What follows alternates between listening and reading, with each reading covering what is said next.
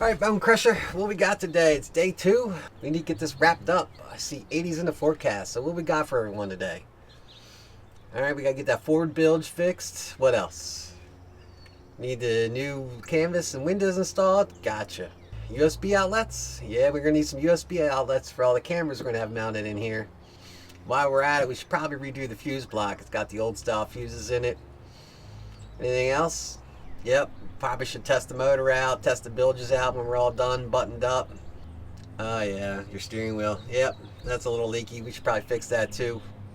Auto dipper. Yeah, the auto dipper, just need to make some tweaks and beef up the auto dipper a little bit so it lasts another year. I think that about covers it. If we get all that done in this video, we'll be out in the water next week. So let's get at it.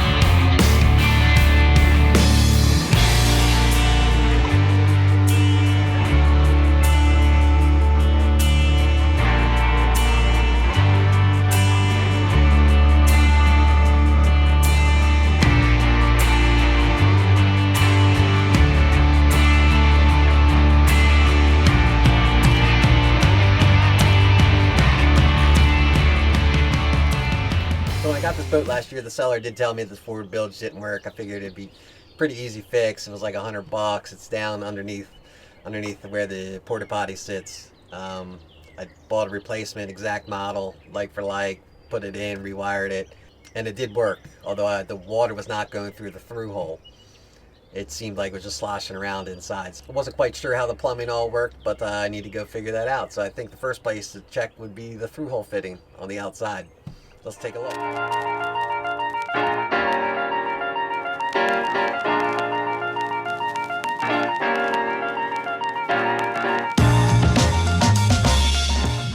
Alright, so that was a pretty easy fix. It appears that the other end just came off the through-hole fitting of the hose. Might have been when I was installing the replacement pump. Had a little trouble getting the hose to slide back onto the fitting. Just put a little grease on the end, slid right on, got the hose clamp on, we're all good. That was an easy fix. I like those. Speaking of easy fixes, got to replace the seal in the helm here. Just a little inside information. I actually did this several weeks ago. I forgot to put it into a previous video, so here we go.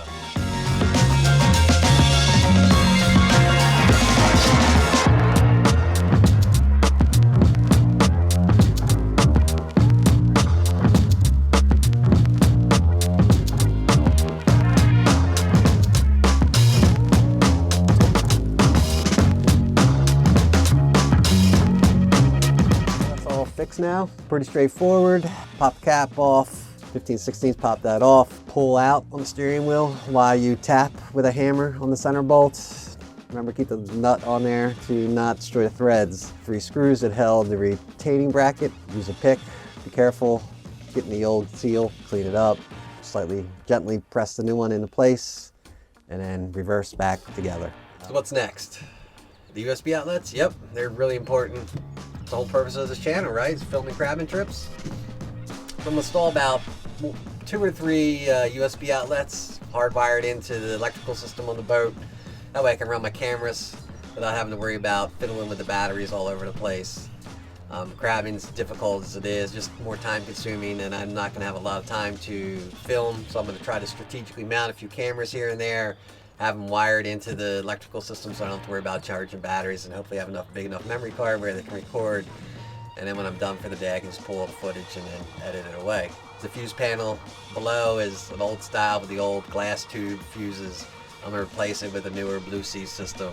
So the draw shouldn't be that huge. I think each connection would draw upwards of maximum 2.1 amps. So let's start with getting USB outlets installed.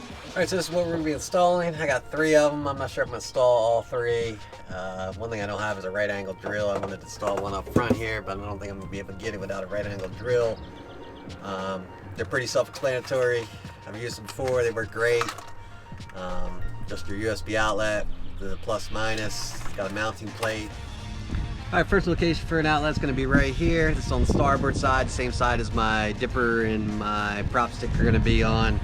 I do plan on having a camera mounted somewhere over here, maybe down here on the railing, and then maybe one up top.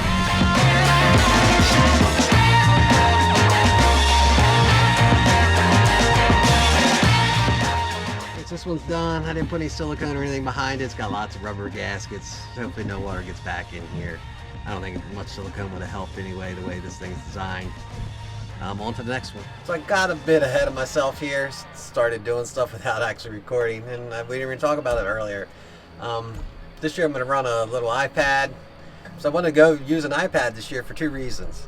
One, to help me control my cameras when possible. If I have them wired up and they're off battery, I can just at least see if they're recording and what's going on with them with a touch of the iPad. But the real main reason is my Simrad Go 9. Last year when I was using it, it had a wireless feature where you could wirelessly connect it to your phone with the Navionics map, and then as your sonar is getting readings, it transmits that data to your phone and it creates these real-time maps of what the floor looks like. They're a lot better detailed than what the Navionic maps have today. I was able to find features and confirm features that were on the maps where the crabs like to hide. So I think it's a real valuable tool to have while you're out there really exploring new areas. So people usually like to look for ledges and sandbars and such and weird features on the bottom to go look for the crabs. They're usually not in a wide open, pretty flat area.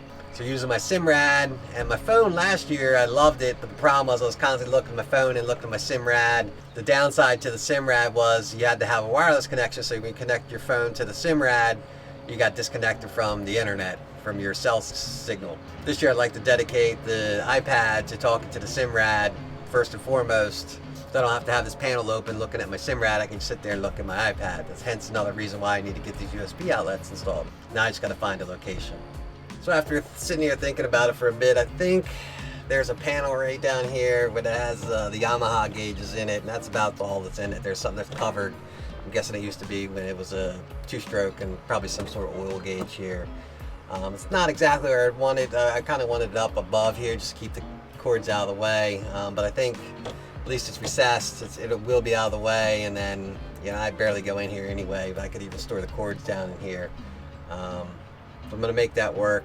I want to keep the cables as much as possible away from this control, away from the steering wheel. I had problems with that last year using this outlet down here. So let me get this taken apart and drill a few holes and we'll get her installed.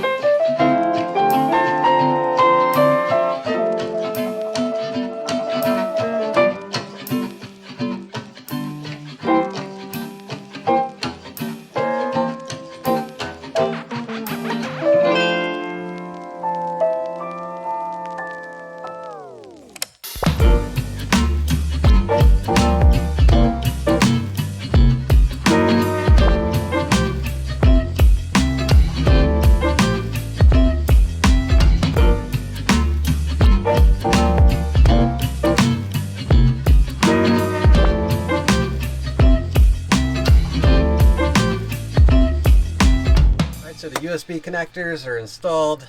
I got the one up top here wired. Put the fuse in, put a 5-amp fuse in. I think it should be good to go.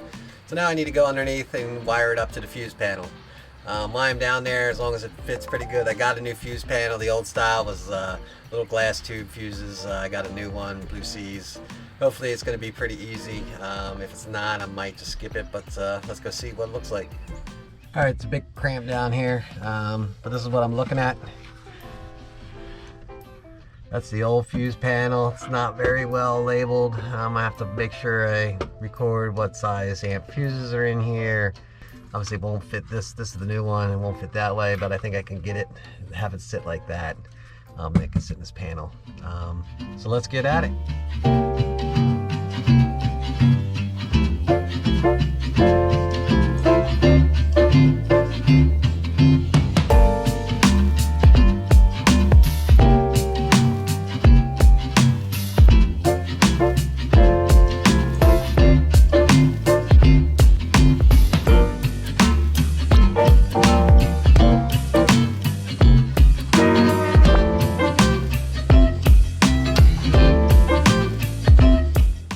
behind me, the sun is setting. Didn't get it all done quite today. It's gonna be a couple more hours tomorrow. Did get the fuse block in, got it all wired up. Just gotta straighten out a few fuses once I find the documentation. But we'll pick it right back up tomorrow. All right, girl, I hope you got a good night's sleep. Guess we can't get 2 nice days in a row. It looks like I made a huge mess that I didn't clean up yesterday, so I really think I need to clean up before I do anything else.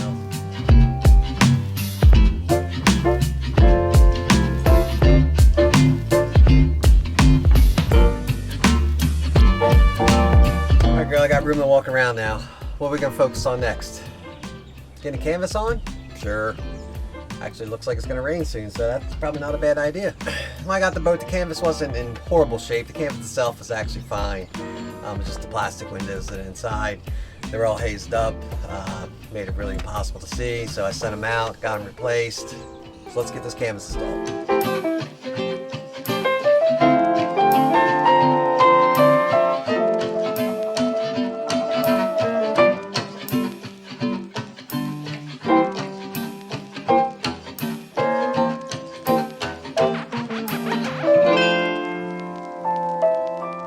Alright, the canvas is in, looking good. One thing I really need to pay attention to this year is with the Ford canvas is make sure it's rolled up when I'm trailing it somewhere. I didn't do that last year and it took a lot of bugs. What else we got?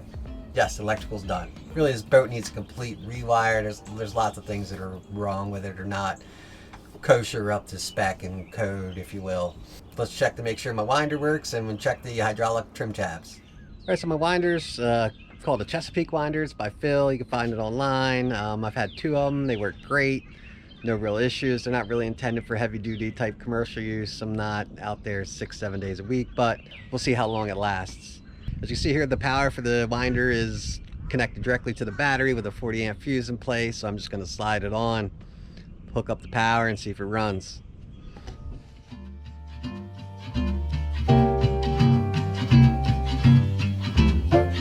So the winder worked. A little weird, it wouldn't start at the beginning, but maybe it just had a dirty connection. Have to keep an eye on it, but it does work. It just needs a little cleaning. It'd be good to go.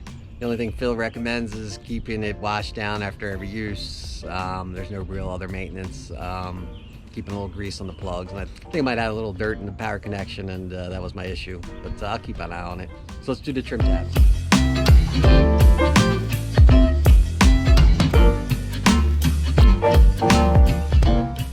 Alright, so the trim tabs work, my line puller works. The next thing I'm going to do is test out my bilges.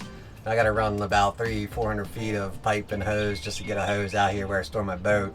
So muffs aren't really an option when I go to test the engine. So I just drag a hose out. I'm going to fill the bilges up, just make sure they're pumping and it goes overboard.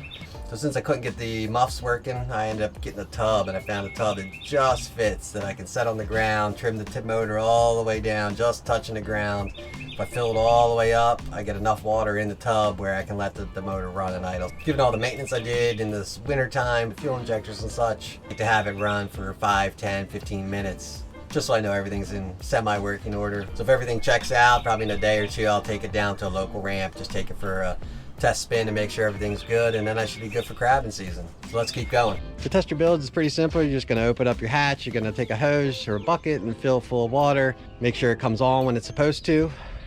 Make sure it's going overboard like it's supposed to, and check the plumbing for any signs of leaks. But first, I got to get my drain plug back in.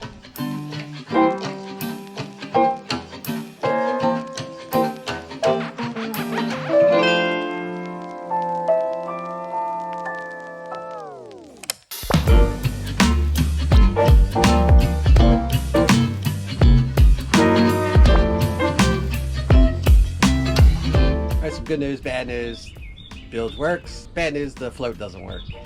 I'm not sure I'm going to actually get around to digging into it. I'll just run it manually from time to time. If I need it, I know it's there. Like I said, I don't keep it docked anywhere, so it doesn't sit in the water unless I'm in it. Let's get on to checking out the motor.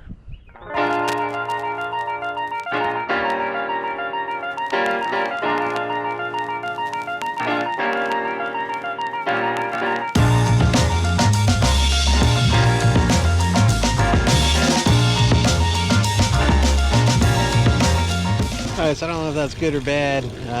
Try to start her up. water pump wasn't pumping water through the hole. So I hooked up the quick disconnect just to run standard water through there. You can't run the engine like that, but just to flush the water out, and that's when all the gunk and crap's in and out, you can see there. So hopefully, I'm hoping that when I did the thermostat replacements that I got all the gunk out and it just had to flush the system out before it pumped. So try number 2. Gonna try to turn her back on, see what happens.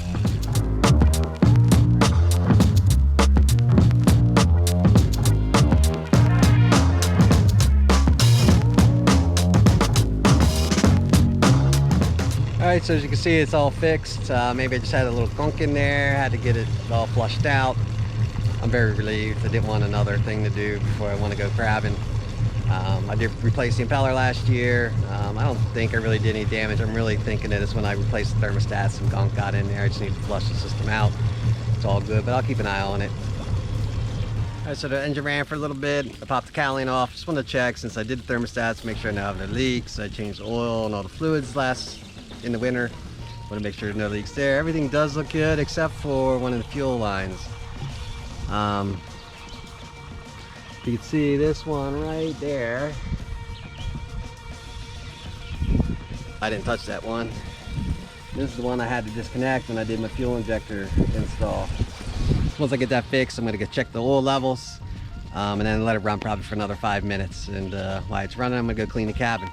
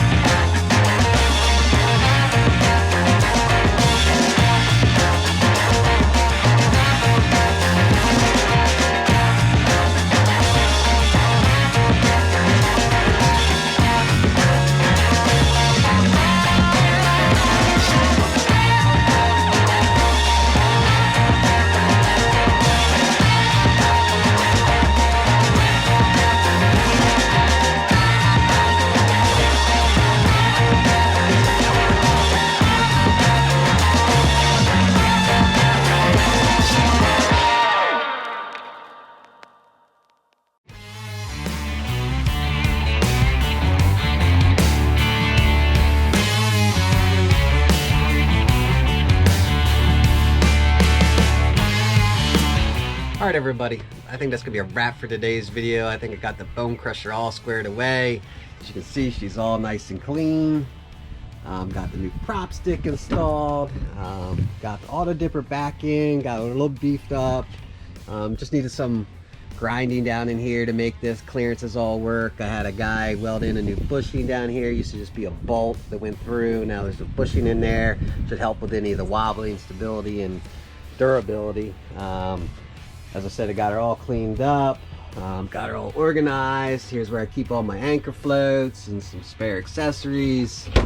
Over here, keep all my anchors. I got my new Navy anchors plus my old river anchors. Went through my chains, got all my lead lines sorted and ready to go. Installed my wash down pump hose, got all my electrical done, all the lights work. Cabin's all set, all my GPS is good to go.